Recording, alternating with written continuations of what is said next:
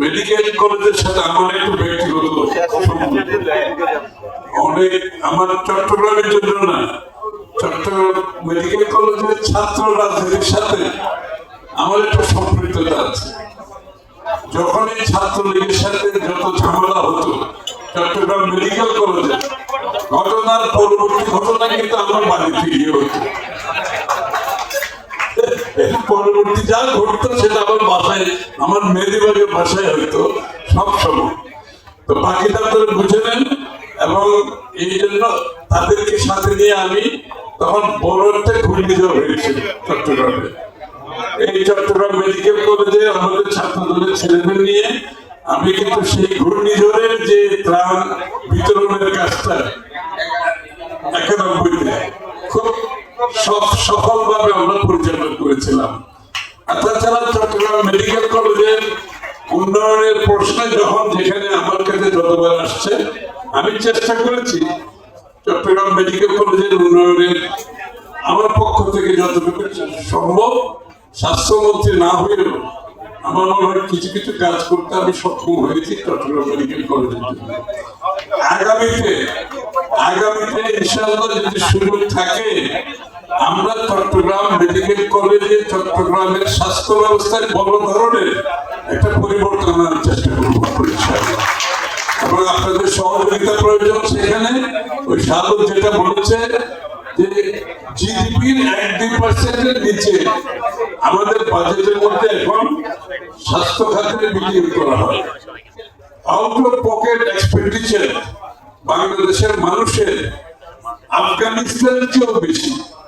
অর্থাৎ অবস্থা এত খারাপ, আফগানিস্তানে মানুষ নিজের স্বাস্থ্য সেবার জন্য যতটা খরচ করে নিজের পকেট থেকে, বাংলাদেশে তার থেকে বেশি করতে হবে। এই যে উন্নয়নের কথা বলি, স্বাস্থ্য সেবা শিক্ষা ব্যতীত উন্নয়নের ভবিষ্যতের দিকে যাওয়ার কোনো সুযোগ নেই।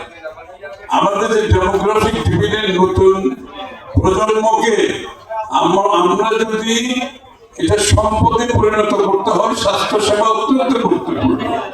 এই জন্য আমরা আমাদের 31 দফার সংস্কার প্রস্তাবে জিডিপির 5% বরাদ্দের কথা বলেছি, যেটা এখন 1% এবং এটা অনেক বড় অঙ্ক, কিন্তু অনেক বিশাল অঙ্ক। এবং এটা বাংলাদেশের ইতিহাসে আগামী দিনে স্বাস্থ্য সেবার সাথে বড় ধরনের একটা রেভলিউশন তৈরি করবে। আপনাদের সহযোগিতা লাগবে, সকলে মিলে কাজ করতে হবে।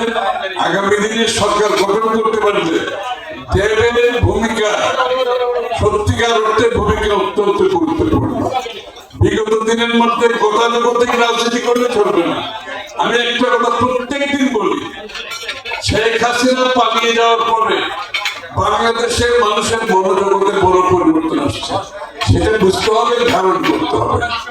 আর গণতন্ত্রের জন্য লড়াই করেছি, যেই গণতন্ত্রের জন্য লড়াই করেছি, বাংলাদেশের মানুষের মালিকানার জন্য লড়াই করেছি, যেটা সম্ভব একমাত্র গণতান্ত্রিক ভাবে নির্বাচিত সরকারের মাধ্যমে, যার জন্য নির্বাচন অতি সত্বর প্রয়োজন। যারা নির্বাচনকে বাধাগ্রস্ত করার চেষ্টা করছেন তারা গণতন্ত্রের শত্রু হিসেবে পরিচিত হবে। তারা গণতন্ত্রকে বাধা গ্রহণ করছে। শেখ হাসিনা গণতন্ত্রকে বাধা করছে এক ধরনের তার সশস্ত্র বাহিনী দিয়ে, তার মাস্টার দিয়ে, সরকারের অ্যাপারেটাস দিয়ে, লুটপাটের মাধ্যমে, নির্যাতন, জেল, জুলুম, গুম খুনের মাধ্যমে।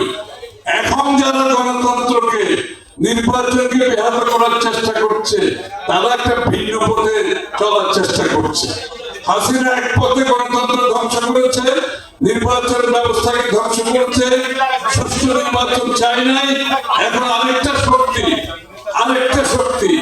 ভিন্ন পথে, ভিন্ন চিন্তায় আগামী দিনের নির্বাচনকে বানচাল করার